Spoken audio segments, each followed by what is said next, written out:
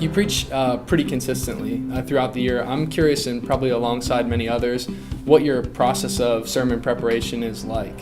Oh, you don't really want to know my process of sermon preparation, but I write messages the same way I basically write books. I write them all in my head, and so I don't really write anything down. It's kind of hard. Honestly, it's hard to explain. My wife, who's been married to me 33 years, she's kind of seen it. I literally was sitting in the car, and I'll tell her I don't have a message for Sunday. I'll get out of the car, go get a cup of coffee, come back, and it's all there. And I think some of it is I've studied the scriptures so in-depthly all my life, and I know the Bible inside and out. So I always write every message from the Bible that I've memorized. I never open the text in like a physical text to pull the sermon out. I always go back to the text after I've already written it completely in my mind. So a lot of it for me is really like meditation. It's really more, I feel like I'm having an encounter with God, and somehow the messages come. I know it sounds unhelpful and it's very mystical, but I literally write my talks while I'm walking, driving. When I was younger, I was more meticulous. I would write everything. I would try to write notes and everything like that, and I felt like I was becoming a communicator of information, truth, but I wasn't really having an encounter with God.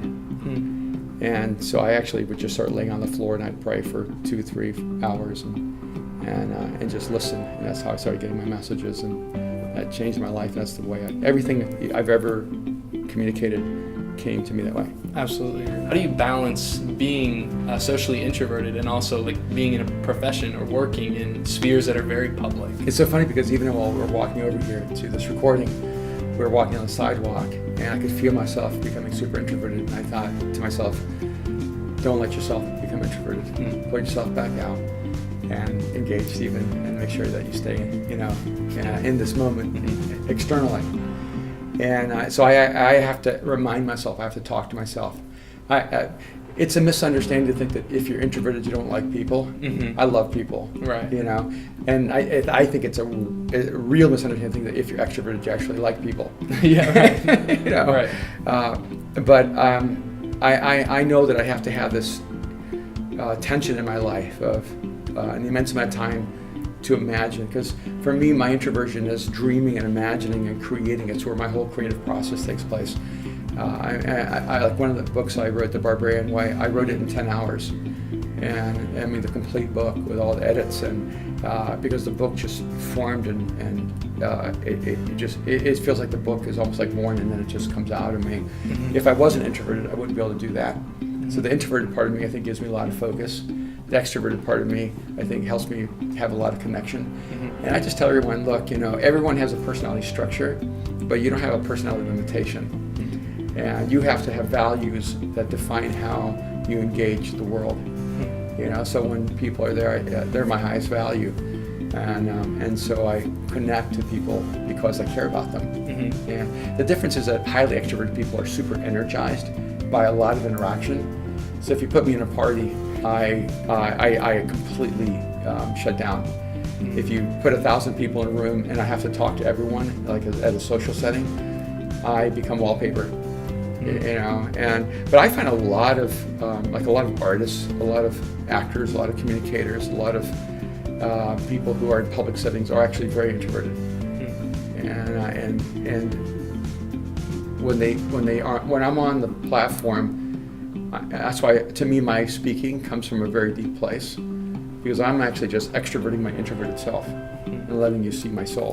That's very interesting. In your life, or maybe either one, in your history, your personal story, or at the current time, who is somebody that you can say God's hand was definitely on them in the formation of who you are as a leader, or who you are right now as a leader, who you continue to be? Yeah, I got that question a lot while I was younger.